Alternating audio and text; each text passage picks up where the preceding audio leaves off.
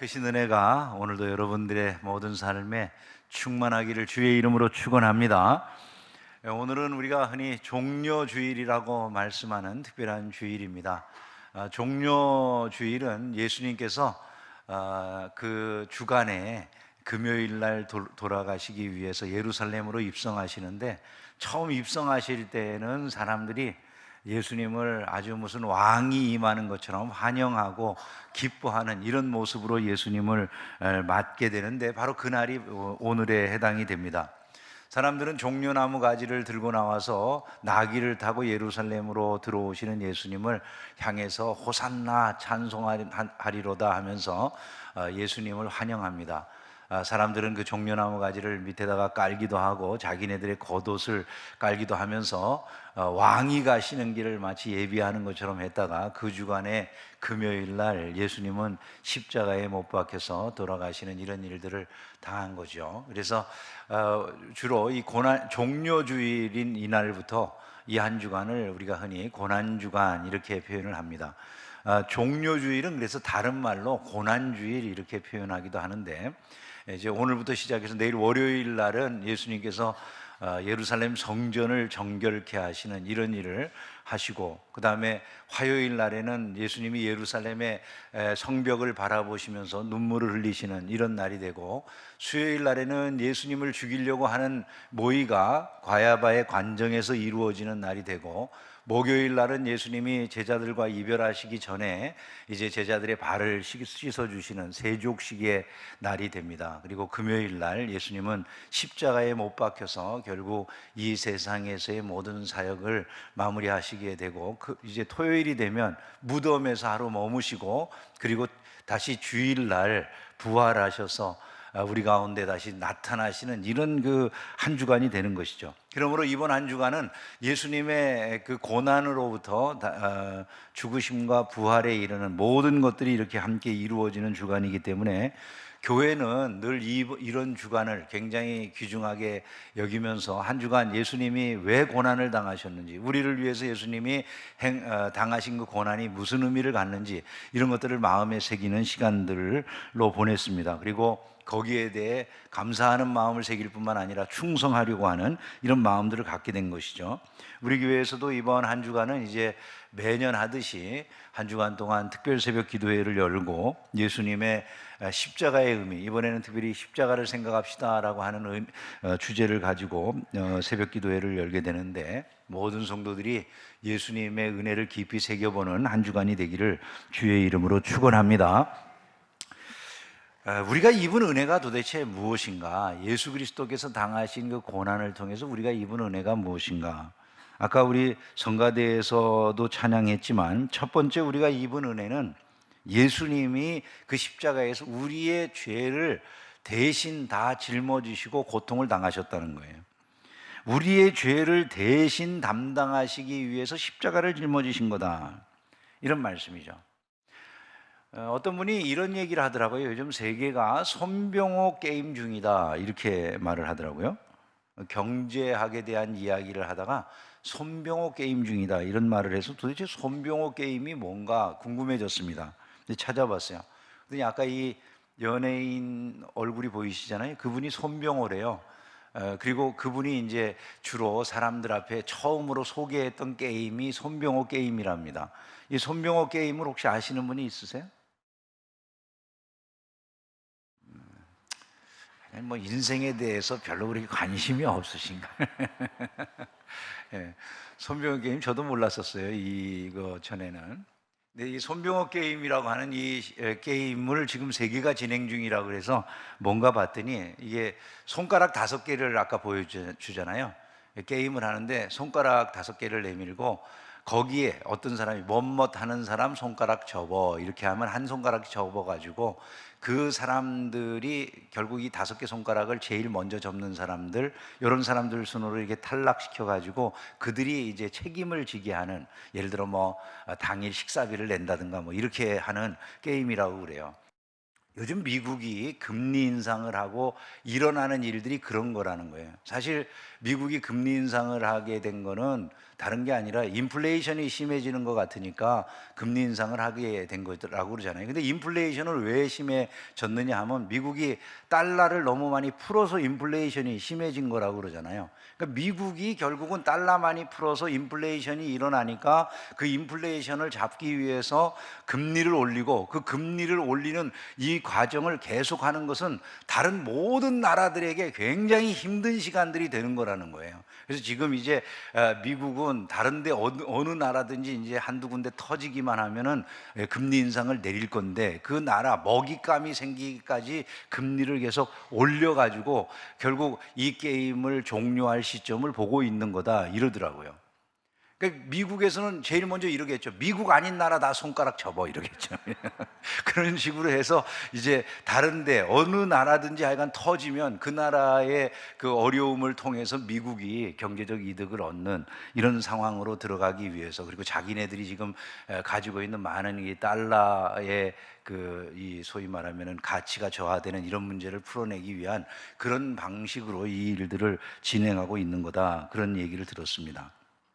세상에서는요, 자기의 책임조차도 다른 사람들에게 떠넘기고 싶어 하죠. 그죠?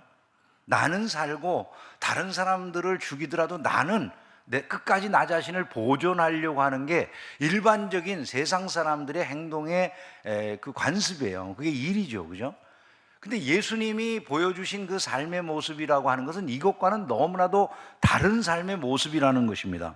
예수님은 오히려 다른 사람들을 살리기 위해서 당신의 생명을 내어주셨다, 이렇게 말씀한다는 것입니다. 친히 나무에 달려 그 몸으로 우리 죄를, 이게 중요한 게 이 말인 거죠. 우리의 죄를 그분이 대신 담당하셨다는 거예요. 이사야 선지자가 이미 예언을 했죠. 그가 찔림은 우리의 허물 때문이요 그가 상함은 우리의 죄악 때문이라. 그가 징계를 받음으로 우리는 평화를 누리고 그가 채찍에 맞음으로 우리는 나음을 입었도다, 이렇게 말씀하고 있는 것이죠. 예수님이 대신 우리 때문에 고난을 당하셨다는 것이죠. 결국 우리가 입은 이 첫 번째 은혜라고 하는 게 뭡니까? 우리가 이 고난주간에 생각해야 될 주님의 크신 은혜는 우리와 같은 죄인을 그분이 대신해 주셔서 우리 대신 고난을 당하신 것이다, 이것이죠. 십자가는 하나님이 우리를 얼마만큼 사랑하시는가를 보여주신 큰 사건이었습니다. 십자가야말로 하나님이 우리를 얼마나 사랑하시는가에 대한 확실한 증거라는 거예요. 우리가 아직 죄인 되었을 때에 그리스도께서 우리를 위하여 죽으심으로 하나님께서 우리에 대한 자기의 사랑을 확증하셨다라고 말씀을 해요. 그러니까 확실한 증거로 하나님께서 나는 너희들을 사랑한다라고 하는 걸 드러내 주신 것이 바로 예수님의 십자가 죽음이라는 것이죠. 하나님이 우리를 사랑하사 우리를 속하기 위해서 화목제물로 그의 아들을 보내주셨다, 성경은 이렇게 말씀하고 있는 것입니다. 나는 너희를 위해서라면 어떠한 희생도 아까워하지 않는다, 내 아들까지라도 너희를 위해서 내어준다, 이것이 바로 하나님의 우리를 향해 보여주신 사랑의 크기라는 거예요. 그게 십자가라는 것이죠. 그 은혜를 우리가 입고 있다, 여러분 이게 믿어진다면 이것처럼 놀라운 일은 없다는 것입니다. 그것은 바로 하나님 안에서 우리에게 모든 좋은 것들이 주어질 수 있다라고 하는 것을 보증하는 것이기 때문이에요. 자기 아들을 아끼지 아니하시고 우리 모든 사람을 위하여 내주시니가 어찌 그가 아들과 함께 모든 것을 우리에게 주시지 아니하시겠느냐, 성경은 이렇게 말씀하는 것이죠. 그러므로 우리가 십자가 사랑을 믿는다라고 하는 것은 하나님께서 우리를 가장 너무나도 사랑하셔서 우리를 위해 모든 좋은 것을 주시는 것이다, 이것을 약속하는 것과 같다는 거예요. 남서울교회 그 홍정길 목사님의 뒤를 이어서 두 번째 지금 담임이 된 화종부 목사라고 하는 분이 계신데, 이분은 자기가 예수를 믿는다라고 교회에 다니는 그런 신자라고 하면서도 이 사실이 믿어지지 않던 시절이 있었다고 말하면서 그때 자기가 얼마나 힘들었는지, 이 사실을 믿는 게 얼마나 힘들었는지 모른다는 고백을 이분이 해요. 정말 하나님이 나 같은 죄인을 그 아들을 주시기까지 사랑한다는 그게 정말 이해할 수 있는 일인가, 그걸 어떻게 믿을 수 있는가, 이런 생각이 자기 마음에 들었다고 그래요. 아니, 자기와 같은 죄인을 구원하기 위해서 당신의 독생자에게 조롱을 당하게 하고 모욕을 당하게 하고 욕설을 당하게 하고 저주를 당하게 하는 이런 일들을 할 수 있겠나? 하나님이 그 일을 했다는 게 그거 어떻게 믿어질 수 있겠는가? 이런 생각이 들었다고 그분이 이야기하더라고요. 어떻게 우리와 같은 죄인 때문에 자기 아들을 살이 터지고 살이 째지고 그리고 뼈가 부서지는 그 고통 가운데 내어놓을 수가 있겠는가? 그것이 정말 사실일 수 있느냐라고 하는 이런 사실이 고민이 되었다는 거예요. 근데 어느 날 그게 믿어지는 그 순간에 자기를 하나님께서 이처럼 사랑하신다는 게 무엇인지가 깨달아지고 그것이 자기에게 준 은혜와 자유라고 하는 게 너무나도 크다고 이분이 고백을 하는 것입니다. 그렇습니다, 여러분. 하나님이 우리를 이처럼 사랑하신다. 어느 정도로요? 이 십자가의 놀라운 사랑으로 우리를 사랑하신다라고 하는 사실을 잊지 않기를 주의 이름으로 축원합니다. 그래서 십자가의 사랑을 경험한 사람이라고 한다면 그 은혜에 감사하지 않을 수가 없고, 자기 인생에 대해서는 내가 이만큼 놀라운 사랑을 받고 있기 때문에 내 인생이 자신감이 있게 되고 담대함이 있기 마련이라는 거예요. 화정보 목사가 그런 고백을 하더라고요. 그분의 사랑을 알게 되니까 사람들로부터 찬사를 받든 인정을 받든 그것을 또한 못 받든 아무런 상관이 없더라는 거예요. 그냥 인생이 벅찬 감격을 가지고 살아갈 수가 있더라고. 이분이 이렇게 고백을 해요. 그리고 자기 인생이라고 하는 것이 하나님의 사랑을 알고 보니까 이 인생을 살아간다는 게 너무나도 영광스러운 일이라는 게 깨달아지더라는 거예요. 여러분, 여러분의 삶을 사는 게 영광스럽다고 그렇게 생각되세요? 많은 경우 사람들이 그러지 않습니까? 난 왜 이 세상에 태어나서 이 찌그러진 인생을 살게 되었을까? 우리 엄마 아빠가 왜 눈이 맞아가지고 내가 왜 이 세상에 이렇게. 여러분, 이런 사람들이 많이 있잖아요. 왜 그럴까요? 예수 못 만나서 그런 거예요, 결국. 우리가 우리의 인생을 영광스럽게 알 수 있는 것, 내가 어떠한 처지든지 신분이든지 내가 가난하든지 내가 못난 사람이든지 이것과 상관없이 예수 그리스도의 사랑을 우리가 입고 있다는 것을 정말 깨닫게 되면, 하나님이 나를 이마만큼 사랑하셨다라고 하는 걸 알게 되면 그때 그의 인생이 내가 너무나도 영광스러운 삶을 살고 있구나, 이게 깨달아진다는 거예요. 이분은 그렇게 표현하더라고요. 자기는 공부를 잘하지도 못해가지고 유학까지 갔는데 박사학위도 못 받고 왔노라고. 나는 정말 모든 게 모질한 사람이고 모든 게 연약한 사람에 불과한데 나는 그리스도를 알게 된 이후에 내 인생이 너무나 영광스럽다는 거예요. 우리는 삶을 이 세상에서 너무나 잘 나가고 있는데도 불구하고 늘 불평하고 원망하고 살아가는 경우들도 많잖아요, 그죠? 근데 그리스도의 은혜를 알고 하나님의 사랑의 그 놀라움을 깨닫게 된 사람들은 이와 같이 담대함과 자신감을 가지고 인생을 살아가게 된다는 것입니다. 누가 우리를 그리스도의 사랑에서 끊으리요? 환난이나 곤고나 박해나 기근이나 적신이나 위험이나 칼이랴. 이런 담대한 고백을 할 수 있는 사람들 누굽니까? 그리스도의 사랑을 아는 사람들인 줄로 믿습니다. 우리를 우리 주 그리스도 예수 안에 있는 하나님의 사랑에서 끊을 수 없느니라. 하나님의 사랑, 그리스도의 사랑을 아는 사람들, 이들이 바로 그러한 고백을 할 수 있게 된다는 것이죠. 저와 여러분들이 입은 이 놀라운 은혜를 잊지 않기를 주의 이름으로 축원합니다. 예수님이 우리를 대신하여, 우리와 같은 죄인을 대신하여 십자가를 지셨습니다. 할렐루야. 우리 박수로 그분 앞에 한번 영광을 올리겠습니다. 할렐루야. 두 번째 우리가 생각해야 될 이 고난주간에 우리가 입고 있는 큰 은혜는요, 그 십자가는 우리를 죄에서 벗어나서 의의 삶을 살도록 해주는 능력이 된다라는 사실 때문이에요. 그게 우리가 입은 은혜라는 거예요. 우리는 죄의 삶을 살아갈 수밖에 없는 죄의 종이었는데 우리가 이제는 죄에 대해서는 죽어버리고 의에 대해서 살 수 있는 의의 종으로 변화가 되었다는 거예요. 그 십자가로 말미암아 이게 가능해졌다는 겁니다. 이는 우리로 죄에 대하여 죽고 의에 대하여 살게 하려 하심이라. 예수님이 십자가를 지신 이유가 이거라는 거죠. 우리를 의에 대하여 산 자들로 살아갈 수 있게 하시기 위함이라.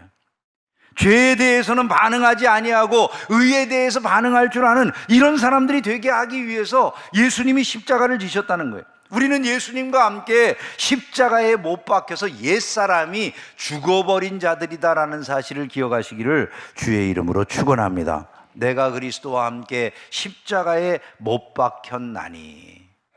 갈라디아서에 이렇게 고백하고 있잖아요. 십자가에서 죽은 자가 되었다. 왜 우리가 십자가에서 죽은 자가 되었을까요? 십자가에서 우리가 죽은 자가 된 이유는 새 삶을 살도록 하게 하시기 위함이라는 거예요. 예수님의 부활과 연합해서 우리가 살아날 때에는 어떻게 살아난 것입니까? 의를 위해서 살아난 것이다 이 말이죠. 한번 따라서 해봅시다. 나는 죄에 대하여 죽은 사람이다. 오직 의를 위해 사는 사람이다. 믿으시면 아멘 합시다. 그게 우리의 신분이다라고 하는 것을 항상 기억을 해야 된다는 거예요. 로마서 6장 11절에 보면 이런 말씀이 나옵니다. 이와 같이 너희도 너희 자신을 죄에 대하여는 죽은 자요 그리스도 예수 안에서 하나님께 대하여는 살아있는 자로 여길지어다 이렇게 되어 있어요. 이 말씀을 잘못 받으면 안 됩니다. 여길지어다 그러니까 사실은 그게 완전히 이루어진 일이 아닌데 그렇게 여기면서 살아가라라고 하는 말로 들을 수가 있잖아요. 자기 체면하듯이. 이런 얘기가 아니단 말이죠. 그런 말을 할 리가 없는 거죠. 사실은 바울이 하고 있는 얘기는 이거예요. 너희 자신을 죄에 대하여 죽은 자요 그리스도 예수 안에서 하나님께 대하여는 살아있는 자로 여기라고 하는 말은 너희가 이미 참으로 죄에 대해서는 죽었고 의에 대하여 살아난 자들이 되었으니 마땅히 그러하다고 생각하고 인생을 살아야 된다는 얘기예요. 그렇게 여긴다라고 하는 말은 아닌데 그런 척하라는 얘기가 아니라 그것이 사실이니까 인생을 살아가면서 항상 그러한 생각을 하고 살아가야 된다 이런 얘기인 것입니다. 우리가 죄에 대하여는 죽었고 의에 대하여 살았다 그러면 우리가 죄에 대해서 아무런 생각을 하지 않고 살아갈까요? 여러분 어떻습니까? 여러분들이 죄에 대하여 죽은 자이기 때문에 죄에 대해서 실제 반응이 없습니까? 항상 의로운 반응만 나타나요? 안 그러죠, 그죠? 이게 그럼 왜 이렇게 되느냐 이런 생각이 나잖아요. 왜 분명히 죄에 대하여 죽고 의에 대하여 살았다고 분명히 이야기를 하는데 왜 우리의 삶의 실제적인 모습은 죄에 대한 반응이 계속 나타나느냐 이런 생각이 나잖아요. 자, 우리가 죽은 건 십자가에서 죽었어요, 그죠? 산 건 예수 그리스도의 부활과 함께 사는 겁니다, 그죠? 우리의 영은 이미 예수 그리스도의 죽으심과 합쳐서 죽었고 예수 그리스도의 부활에 합해서 우리가 부활했어요, 그죠? 우리의 영은. 근데 문제는 뭡니까? 우리의 육신은 아직 예수 그리스도의 십자가에 합해서 죽음을 경험했습니까? 못했습니까? 이게 이제 죽었다가 살아야 되는 거죠, 육은. 그러니까 이 육이라고 하는 것이 영과 붙어 있기 때문에 육과 영이 서로 상호작용을 하는 거예요. 이 육이라고 하는 것에는 뭐가 있습니까? 타락한 본성이 있습니다. 그걸 사르크스라고 표현합니다. 이 사르크스라고 하는 육체, 성경에 육체라고 번역되어 있는 이 육신의 본성이라고 하는 죄의 본성이 남아있기 때문에 그 죄의 본성이 우리에게 끊임없이 영향을 미치는 거예요.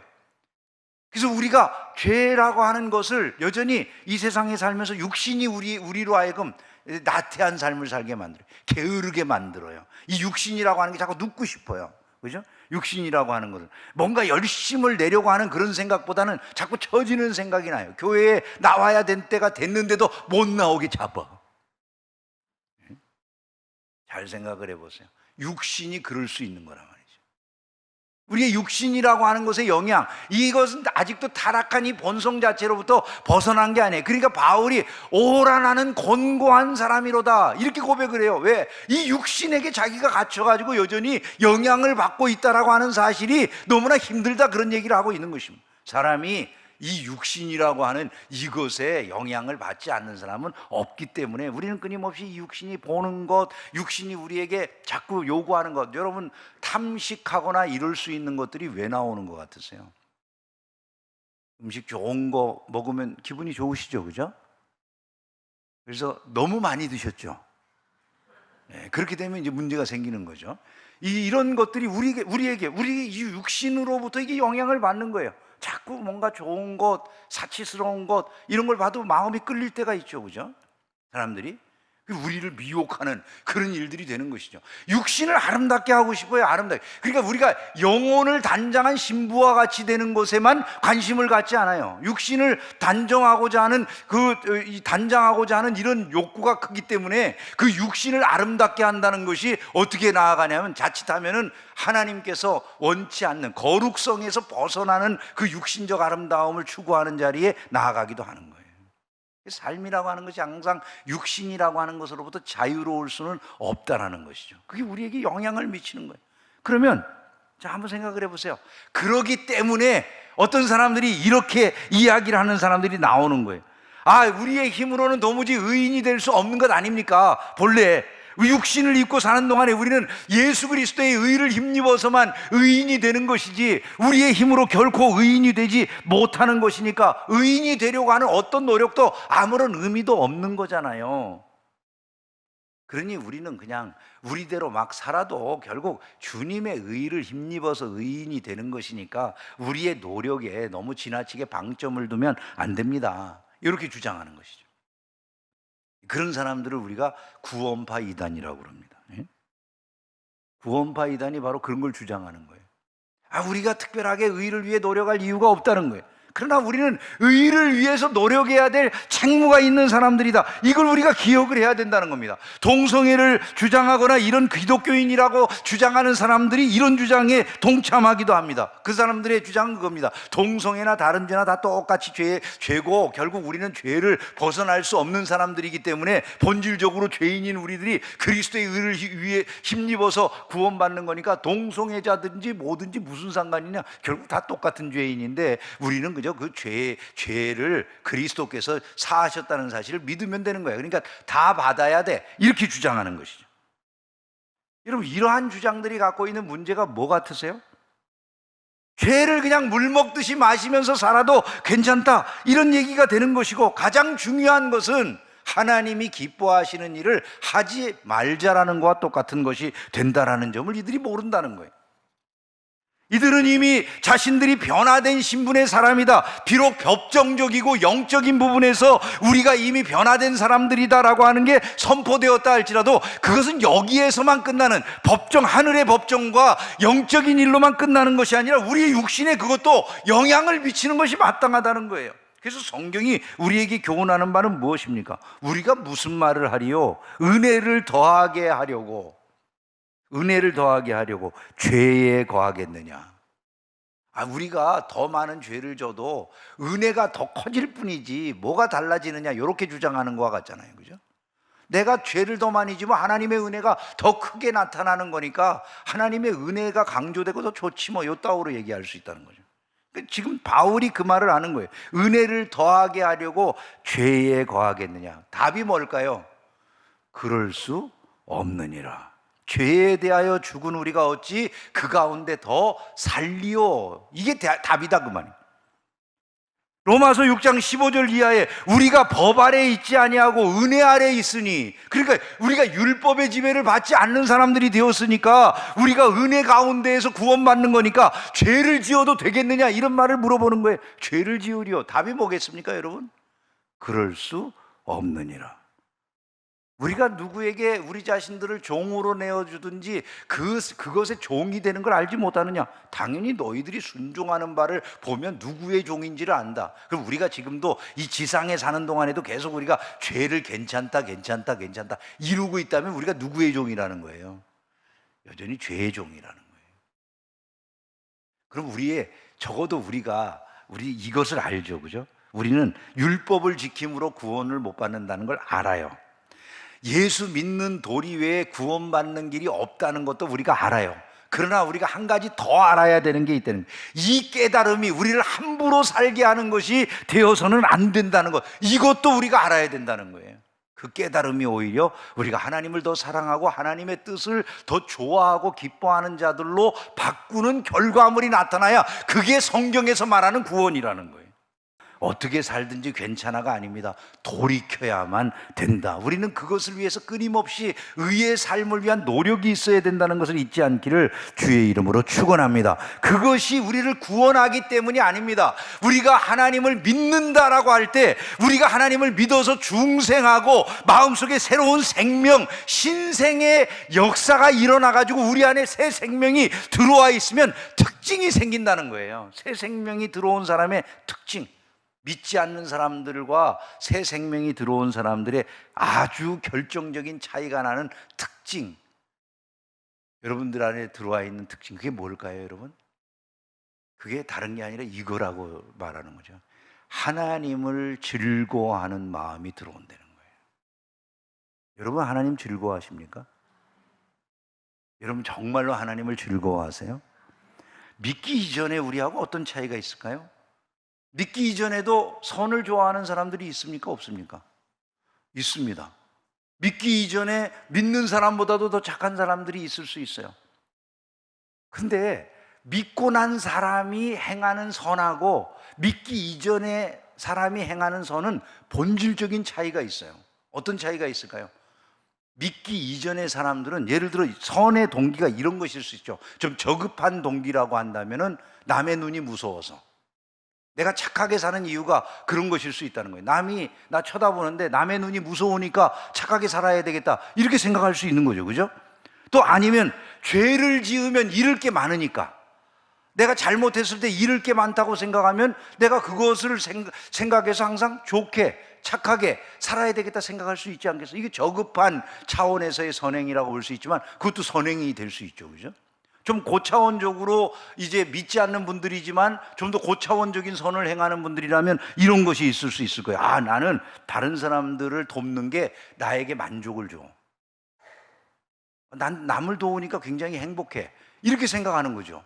그건 뭐 무슨 어떤 대가나 조건이 있는 것 같지 않아 보이잖아요. 그렇게 해서 다른 사람들을 섬기는 이런 좀 더 고차원적인 그런 선행도 있을 수 있을 거예요. 그런데 다 똑같은 것이 하나 있어요. 이분들이 선행을 행하는 이유를 그냥 중심에서 보면 그 중심의 목표가 무엇을 향하고 있습니까? 다 자기라고 하는 나를 향하고 있는 거예요. 근데 자, 우리 안에 새 생명이 들어왔습니다. 새 생명이 들어온 다음에 우리가 하는 선행이라고 하는 건 뭐가 달라졌을까요?